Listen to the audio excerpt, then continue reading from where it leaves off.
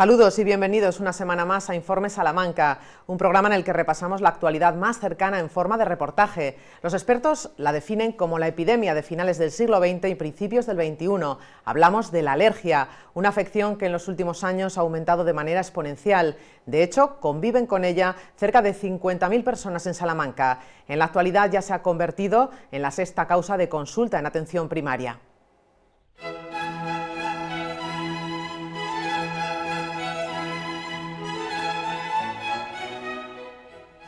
Esta primavera está resultando especialmente complicada para los alérgicos.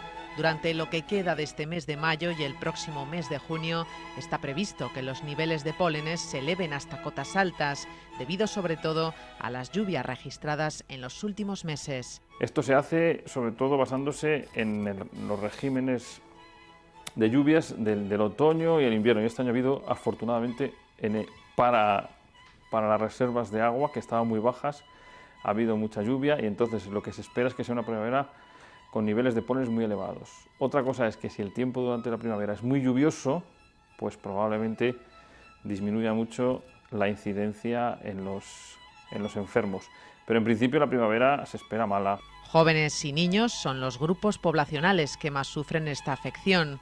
Muchos los confunden con los de un catarro, pero los síntomas de la alergia, aunque son parecidos, son más persistentes. Suelen durar más de 15 días. El paciente tiene mucho picor de nariz, tiene muchos estornudos seguidos en salvas, normalmente tiene mucha agüilla nasal, es decir, está utilizando Kleenex constantemente, es una rinorrea líquida, se acompaña con mucha frecuencia de síntomas oculares, fundamentalmente enrojecimiento, lagrimeo, picor de ojos. Los niños suelen tener también edema de los párpados, se le hinchan los párpados. También el prurito, el picor en los oídos es frecuente. Pero cuando hay que acudir al médico, los expertos señalan el grado de alteración de la calidad de vida como un factor determinante. Muchos de los pacientes, cuando llega la primavera, ¿qué es lo que les pasa? Pues que se encuentran que en la época que más apetece salir, que es en esta época que todavía no hace demasiado calor, que los días son más largos, que es muy agradable estar al aire libre, pues empiezan con la sintomatología que hemos dicho anteriormente, las molestias nasales, el asma, las molestias conjuntivales, no pueden salir al campo, los trastornos de sueño deterioran mucho la calidad de vida. De ahí que lo que se busque fundamentalmente es que estos pacientes tengan más calidad de vida. En la consulta del alergólogo se prepara la historia clínica. Es importante conocer si el paciente cuenta con antecedentes de alergia en su familia. Se realiza una exploración física y se realizan pruebas cutáneas que permiten identificar la fuente alergénica. Se pueden completar con análisis de sangre y una espirometría, una prueba pulmonar que se suele realizar en caso de asma. El objetivo es cercar al máximo la alergia para frenarla de la manera más eficaz posible, y para ello existen varias opciones. La más radical, evitar la exposición al alérgeno, procurando no salir de casa cuando los niveles de pólenes son más elevados. Ahora podemos conocerlos de manera precisa gracias a varias aplicaciones que podemos descargar en los dispositivos móviles. Además, existen tratamientos farmacológicos combinados y la esperanza curativa a largo plazo, las vacunas. La inmunoterapia se puede utilizar de dos maneras, o por vía subcutánea, es decir, pinchada en el brazo, o por vía sublingual en forma de gotas o comprimidos. Es un tratamiento a largo plazo, pero es un tratamiento que puede conseguir que el paciente quede libre de síntomas, por lo menos durante un periodo largo o para toda la vida. Dependiendo del alérgeno, dependiendo del paciente, dependiendo si tiene asma o rinitis o no, pues vamos a conseguir más éxito o menos éxito. Pero desde luego es el único tratamiento capaz de solucionarle al paciente de modo definitivo los síntomas. Los fármacos solo consiguen mejorar al paciente, aliviarle su sintomatología, pero no es un tratamiento etiológico de la enfermedad. Este tratamiento, la idea es curativa en principio. Lo cierto es que en las últimas décadas se han duplicado los casos de alergias. Según los expertos, ahora nos encontramos en una fase de meseta, con una incidencia entre el 25 y el 40%. La causa de este aumento no es del todo conocida. Se baraja la higiene, más escrupulosa en la actualidad, los programas de vacunación que podrían haber llegado a debilitar el sistema inmunológico y los cambios ambientales, como la contaminación. Estamos expuestos a niveles mucho más altos de contaminación y esta afecta de dos maneras. Por un lado, afecta a lo que es la mucosa respiratoria, tanto nasal como el epitelio bronquial, donde al final produce daño de la mucosa respiratoria, y de otra manera de alguna manera esta contaminación induce un estrés en las plantas y expresan unas proteínas que al final hacen que sean más alergénicas. Incluso además algunas partículas de la contaminación, por ejemplo las derivadas de la combustión de los motores diésel, actúan de adyuvantes, es decir, ayudan a que la reacción alérgica se produzca. Entonces, todos estos factores en conjunto, y estamos expuestos a muchos más productos químicos, han hecho que vaya aumentando la incidencia de las enfermedades alérgicas. Una verdadera epidemia contra la que luchan cada día los investigadores. El objetivo, una mejor calidad de vida para muchos alérgicos a los que la primavera cada año altera.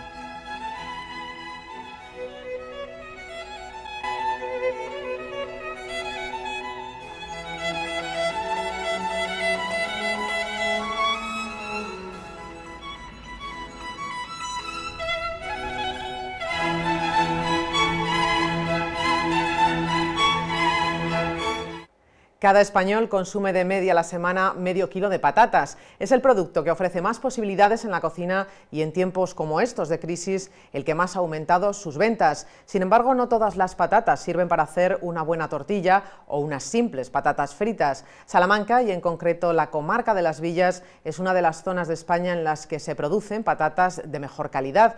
Sin embargo, el consumidor se encuentra en numerosas ocasiones con que el producto que compra en el supermercado habitual procede del exterior. Una patata con mejor presencia, pero de peor calidad.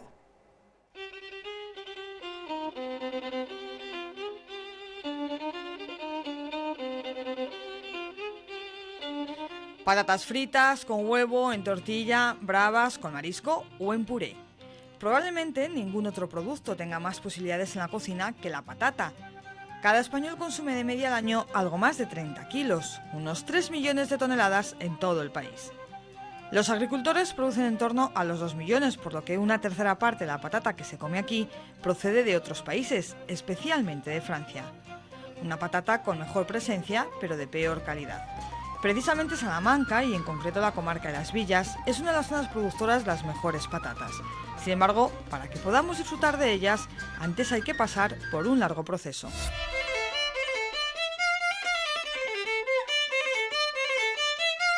El proceso es, por ejemplo, los agricultores de semilla siembran la clase que sea, pero con élite. Ellos traen un élite de a lo mejor de Francia, de Holanda, o producidos por ellos mismos, siembran las patatas y luego nos sacan a nosotros precinto. ¿Precinto qué es esto? Y nosotros tenemos que comprar el precinto, que esté autorizada por ejemplo, por la Junta de Castilla y León, por el gobierno vasco. Entonces, una vez comprado nosotros el precinto, hacemos esto que vamos a hacer ahora. Pasamos a consumo. Esas patatas que han seleccionado esa máquina. Y aquí ya salen troceadas para sembrar. Estas pueden ir a sembrar ya directamente. Las más gordas, salen troceadas de 4, que es este lado, y las más pequeñas salen troceadas de 3, que es ese lado. Y luego ya te he dicho que luego las más pequeñas van a un saco, por ejemplo, y quedan así. Se cortan luego en 2 o se siembran directas. Algunas, por ejemplo esta, que la llevamos sembradera. Cuando tú ya has rajado las patatas en el almacén tuyo, vienes con la simiente, coges los sacos, echas a esa máquina que está ahí y empiezas a hacer el surco y la patata queda abajo, en la altura correspondiente, como he dicho antes. Una vez que la patata está ahí, un mes de nascencia más o menos, en 15, de 14 a 18 grados, más o menos que esté el tiempo, en un mes la patata nace, y luego una vez que nace hay que esperar. Luego ya el riego, como os he dicho, o tanto con pivot o como con cobertura, se empieza a regar. La patata, ya cuando está más o menos así, de altura, empieza a sacar sus tubérculos abajo, y luego ya hay que seguirla regando. Tiene que tener calor y agua, calor y agua, calor y agua, y van engordando los tubérculos que ha sacado. Y una vez que ya la planta está seca y tú cojas la patata ya de bajo tierra y no pele la piel, que es muy importante, una vez que no pele la piel, tú ya puedes empezar la recogida de las patatas. Pues esas patatas están hechas para que retenga el agua, para que cuando venga regando los aspersores o el pivot no corre el agua Entonces, si se queda en el bajo, el agua, lo que hace es impulsar la patata. Y si aquí, como corre, pues no riega. Entonces, al no regarse, no produces. Entonces, hacemos estas presas para que el agua, o sea, la patata coma toda igual en la finca. Lo habitual es que la siembra comience a finales de marzo y las primeras patatas ya se pueden obtener a últimos de agosto o primeros de septiembre. Casi 5 meses en los que el agricultor no deja de mirar al cielo. Claro, aquí lo peor que tenemos es que no controlamos el tiempo. Por ejemplo, las patatas o el maíz, yo le quiero sembrar hondo, pero si sé que no va a llover, le meto un poco más profundo y no pasa nada. Pero si llueve, la lío. Y si le dejo arriba y no llueve, no me nace. Ese es el problema que tenemos más. O vienes a sulfatar, a echar herbicidas. Si llueve, pues te viene muy bien, pero no sabes si va a llover o no va a llover.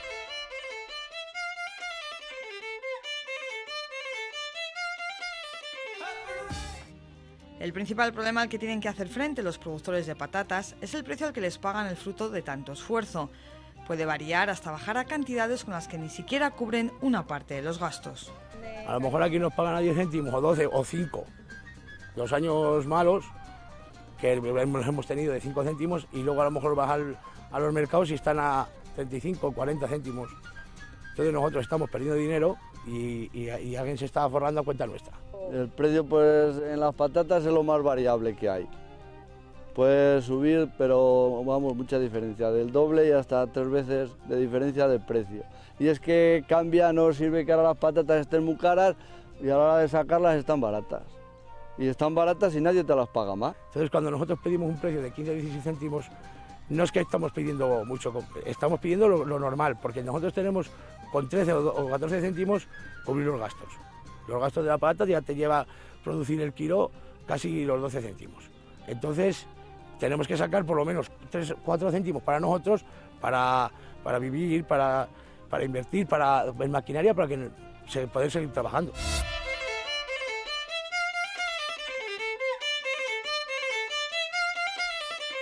Si los agricultores dispusieran de ayudas del gobierno, podrían producir más patatas sin temor a quedarse con ellas sin venderlas.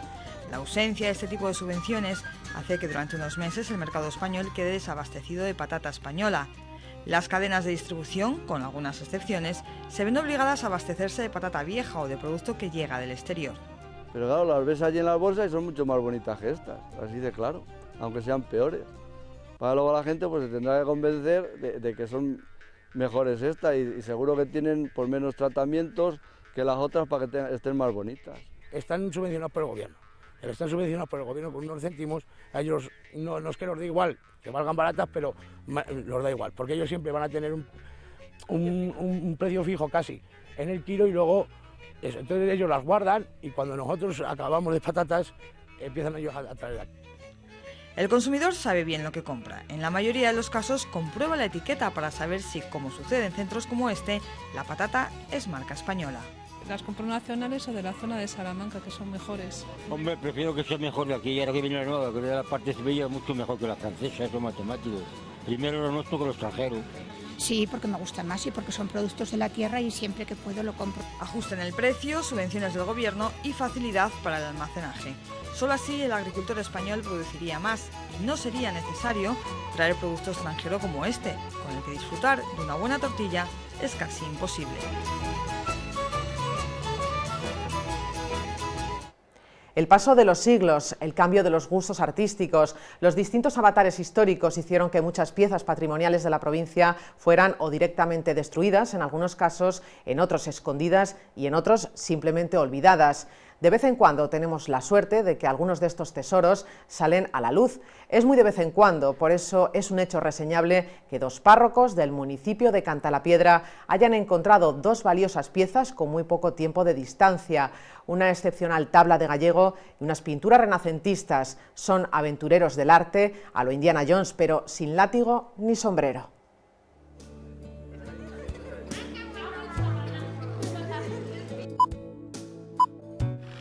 Muchos grandes nombres han pasado a la posteridad por descubrimientos que han revolucionado la historia del arte. Por supuesto, Heinrich Schliemann nos dijo que Troya existía. Howard Carter tuvo la suerte o la desgracia de descubrir la tumba de Tutankamón, o Marcelino Sáenz de Santolaya proclamó la existencia de Altamira. Luego, claro, están los héroes de ficción, ya saben, ídolos de oro y muchos peligros, pero a veces, para descubrir los tesoros artísticos no hay que irse tan lejos, ni siquiera salir de Salamanca. En pocos años, los párrocos de Cantalapiedra han protagonizado nada menos que 2 grandes hallazgos artísticos. Ni llevan sombrero ni látigo, pero han legado a sus pueblos auténticos tesoros.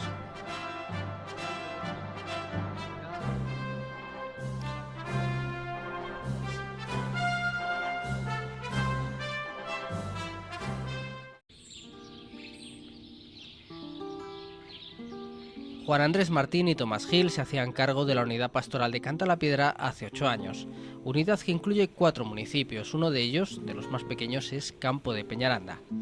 La observación atenta del retablo de la iglesia de la Asunción dejaba claro un extraño salto iconográfico que no pasaba desapercibido a los sacerdotes. Diferencias estilísticas y temáticas de la tabla superior a la derecha hacían a los párrocos sospechar que la obra podía tratarse nada menos que de una tabla de Fernando Gallego, el pintor más importante de Castilla en el siglo XV.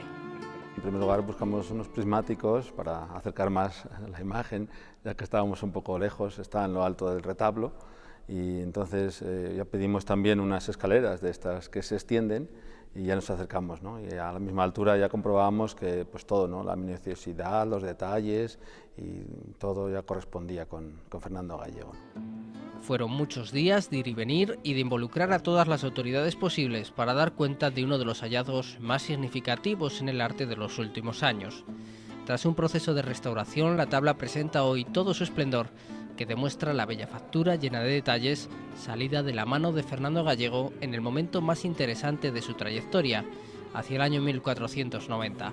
Hoy luce a la vista de todos los visitantes. Este estilo hispano-flamenco pues tiene muchos detalles que no se pueden contemplar si no es a la altura de los ojos, ¿no? De una persona. Entonces ya vimos la posibilidad de hacer una copia, que es lo que hemos dejado donde estaba el original, y entonces aquí, protegiendo bien pues, el original auténtico, pues podría acercarse la gente. Se sabía de la existencia de 2 tablas de Gallego, la Natividad y la Flagelación, que se encuentran ahora en el Museo Diocesano y que salieron de un antiguo retablo del Campo de Peñaranda. Pero nunca, hasta que la mirada de los párrocos comenzó a sospecharlo, se pensó en que aún podía quedar en el templo otra más que hoy supone un importante atractivo para los amantes del arte. Han venido pues, de otras provincias, autocares con profesoras de arte y sus alumnos, y hacen un recorrido y bueno, pues cualquier persona de estos pueblos que tiene conocimiento se acerca a verlo y a contemplar.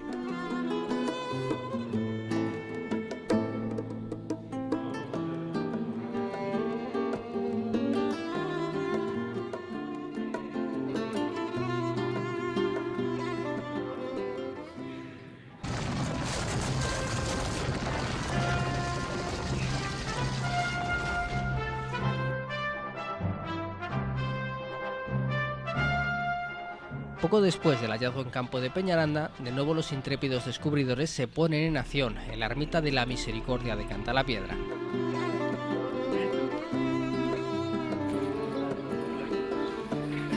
En el camarín de la Virgen del siglo XVI entienden que lo que hasta entonces era un auténtico trastero puede acoger un elemento artístico de valor.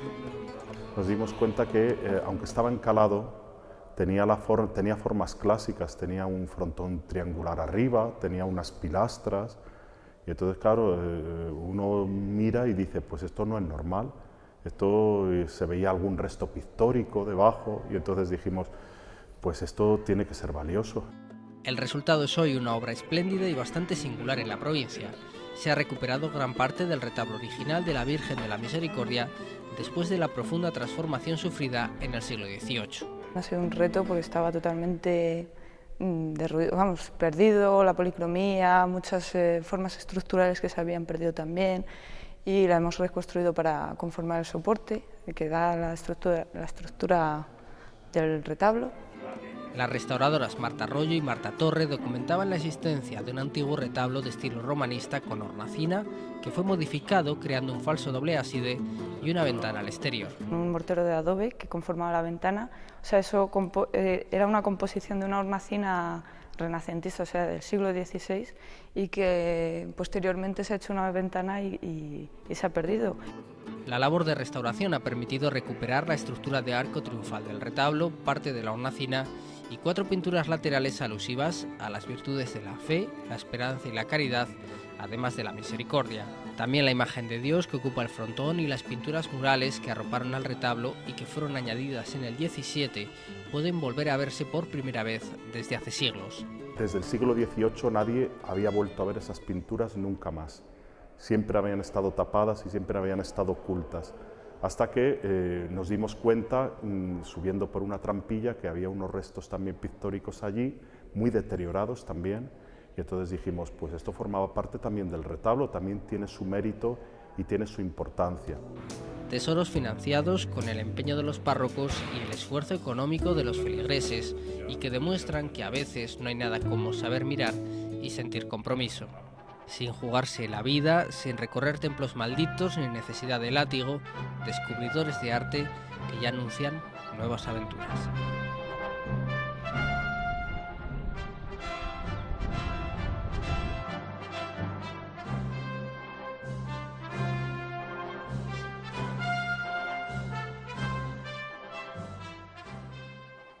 A pesar de que los índices de lectura de nuestro país no son especialmente elevados si los comparamos con otros vecinos europeos, más de 2.000 personas pasan a diario por una de las bibliotecas públicas de Salamanca, que precisamente está celebrando su 20º aniversario. La atracción por estos centros culturales es evidente, entre otras razones, porque su función ha cambiado mucho en los últimos años. Hoy lo comprobamos en Informe Salamanca, visitando la Casa de las Conchas. Hoy quiero aprender a recorrer vuestra emoción desnuda. Hoy quiero aprender eso que nunca permito en la vida. Uno de los monumentos más visitados de Salamanca alberga un auténtico tesoro cultural. No está debajo de una sola concha, como decía alguna leyenda lejana, sino detrás de todas ellas. La Biblioteca Pública de la Casa de las Conchas cumple 20 años en este 2013. Más de 30 trabajadores permiten que salmantinos y forasteros disfruten de este particular Palacio de las Letras. A partir de aquí, de la entrada, es ya una biblioteca pública que está organizada o pensada de una manera muy abierta para que la gente se sienta cómoda en la biblioteca. Es una biblioteca a la que se puede llegar a mirar cosas sin saber bien lo que quieres buscar, o sea, a pasar un rato agradable, a enterarte de cosas, a informarte o a buscar cosas. La inauguración tuvo lugar en noviembre de 1993 y algunos usuarios, como Manuel, mantienen su fidelidad desde entonces. Empecé a venir prácticamente desde su inauguración. Me gustó el marco creo que es incomparable dentro de la ciudad. Y luego es una biblioteca cómoda, amigable, en el que las cosas están muy cerca, se puede ver bien. Cada mañana, a las 9, comienza la jornada para el público en estas instalaciones. De lunes a viernes están disponibles durante 12 horas consecutivas, los sábados solo por la mañana. Quizá te puedo dar otra cifra que no es de carnés, pero es de personas que entran a la biblioteca al día, no digo al patio, digo ya a la propia biblioteca, y que esta cifra está muy próxima, haciendo una media, a los 2.000 personas diarias, lo que es una cifra pues muy alta y da una idea de, bueno, pues de la viveza de la biblioteca y eso, de todo lo que se visita y todo lo que en ella se hace. En esta biblioteca se rompen los tópicos del silencio obligatorio y los libros polvorientos. Aquí se puede hablar, se puede usar el móvil y el material se va renovando siempre que los presupuestos lo permiten. Hay espacios para la lectura, para la formación, zonas de ordenadores, hemeroteca y, por supuesto, una sección audiovisual. Los libros durante 21 días, el material audiovisual durante 8, ¿no? A diferencia de los libros, tampoco se pueden renovar ni reservar en este momento. Y bueno, eso hace que tenga un índice de rotación muy alto el material que está en esta sección. Aquí tenemos música y cine, todo lo que tiene que ver con música y cine, no solamente los discos, sino los libros, revistas, partituras que tienen que ver con música y cine. Bueno, y un poquito de teatro, ballet. Los avances tecnológicos plantean algunas dudas sobre el futuro.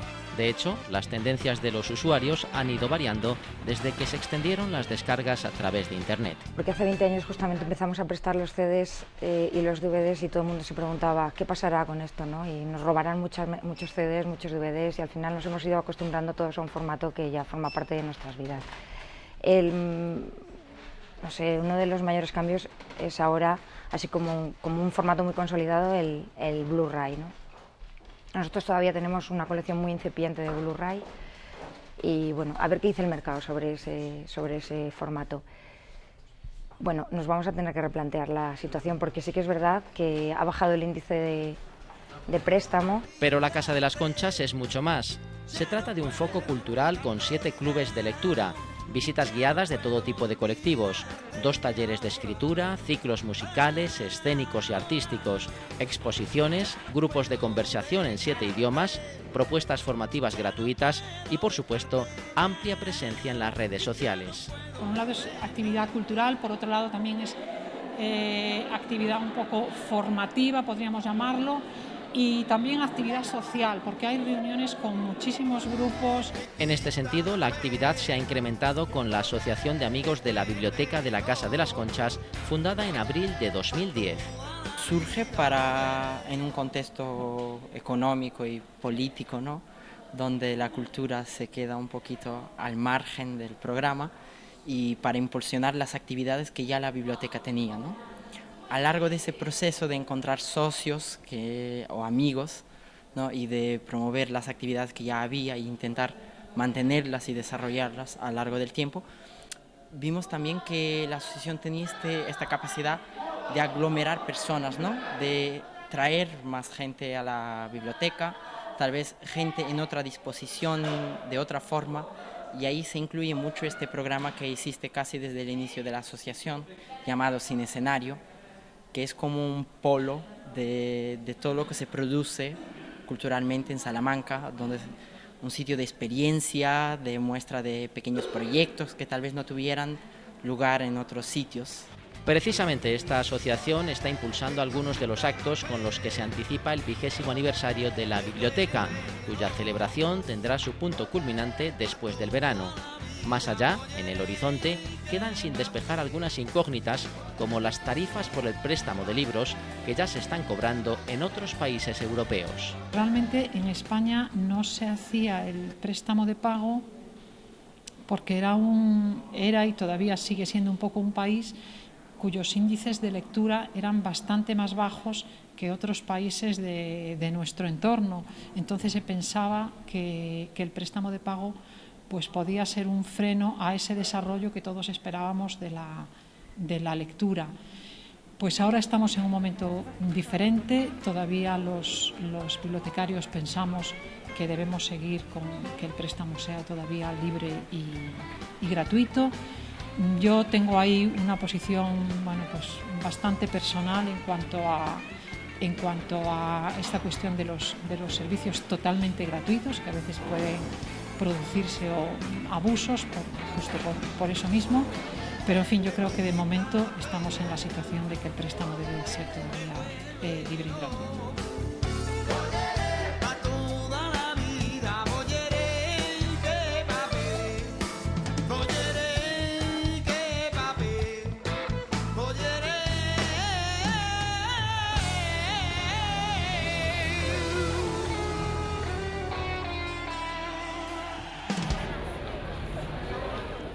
Hasta aquí nuestro tiempo para repasar la actualidad de la provincia. Ya saben que volvemos la próxima semana con más reportajes aquí en Informe Salamanca. Gracias por acompañarnos y pasen un buen fin de semana.